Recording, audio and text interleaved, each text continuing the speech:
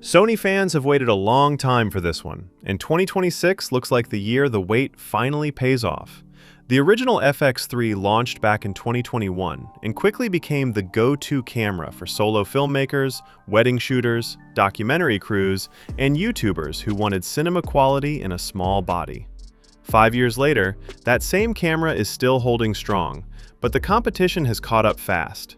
Canon's EOS C50 and Nikon's ZR have raised the bar for compact hybrid cinema cameras, and that pressure seems to be pushing Sony to finally move on the FX3 II.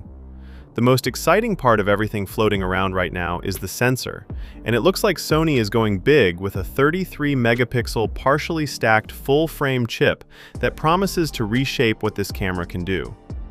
And today's video is sponsored by no one. If you want to book this spot, just mail us.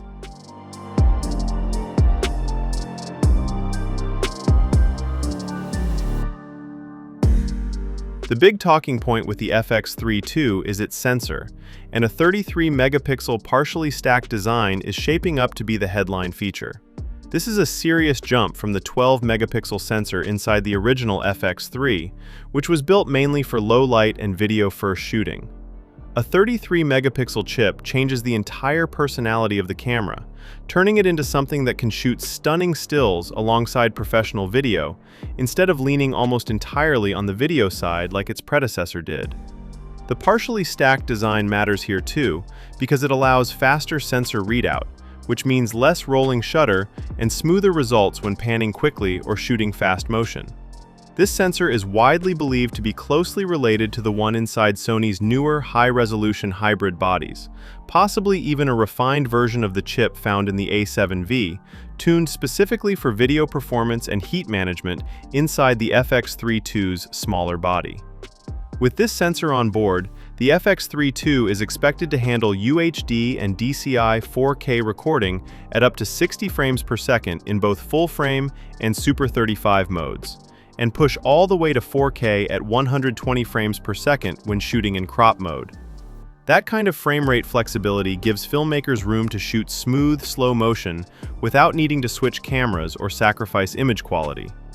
Paired with the new sensor is Sony's Bionz XR2 processor, which is expected to handle the extra data load from the higher resolution sensor while keeping autofocus tracking fast and reliable, even in tricky lighting or fast-moving scenes. A 33-megapixel sensor pushing out 4K 60 and 4K 120 footage generates a lot of heat, and Sony seems to know that. The FX3 II is expected to come with an enhanced active cooling system built directly into the body, designed to keep the camera running during long recording sessions without overheating or shutting down mid-shoot. This has always been one of the FX3's biggest strengths over its Alpha series siblings, since the original camera could record for hours without thermal limits thanks to its built-in fan. The FX3 II looks set to carry that advantage forward, but with a more powerful cooling setup to match the increased sensor output. That extra cooling hardware does come with a trade-off though, and the body is expected to be slightly thicker than both the current FX3 and the FX2. Visually, the FX3 II is rumored to borrow heavily from the FX2's design language, including an adjustable EVF that tilts up for easier viewing at different angles.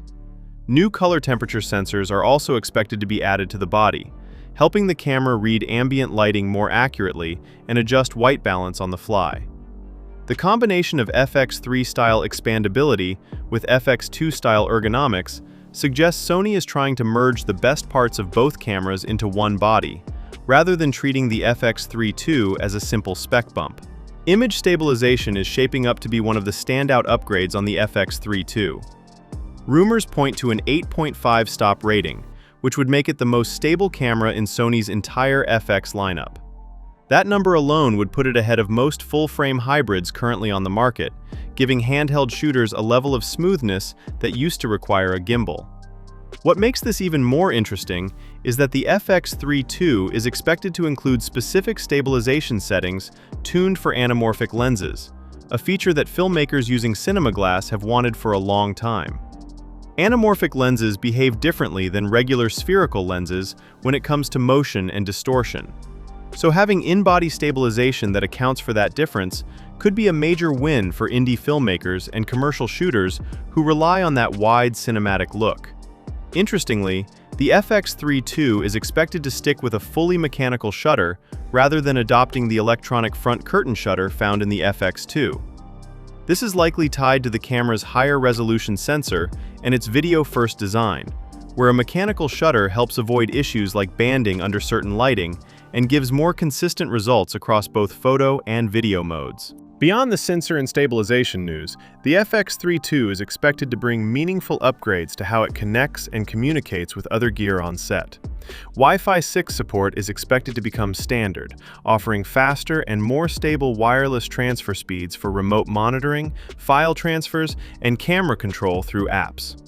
Wireless timecode synchronization is also rumored to be built in, which would be a big deal for multi-camera shoots.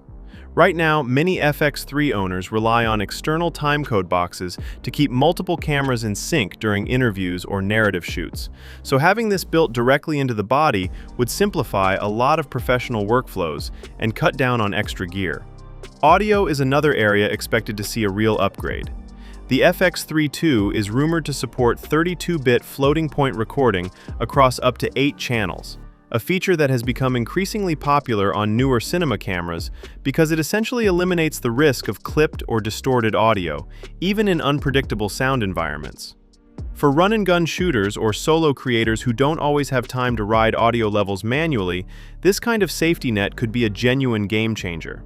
The original FX3 launched at $3,500, and given everything packed into this new version, a price increase seems likely. Industry chatter points toward a position somewhere above the current model, reflecting the jump from a 12-megapixel sensor to a 33-megapixel one, along with the added cooling system, improved stabilization, and new connectivity features. Even with a higher price tag, the FX3 II looks positioned to remain one of the most accessible ways to get true cinema-line performance in a compact body, especially when compared to larger cameras like the Sony Burano or Venice line. For Sony, the FX3 II represents more than just a routine refresh. It signals where the company wants to take its hybrid cinema lineup, blending the resolution power of its Alpha series with the video-first engineering that made the original FX3 a favorite among working filmmakers. With a 33-megapixel sensor, serious cooling upgrades, class-leading stabilization, and pro-level audio and connectivity features all rumored to be part of the package, the FX3 II is shaping up to be one of the most anticipated camera launches of the year. As more details continue to surface, all eyes will be on Sony to see exactly how this next chapter of the FX series comes together.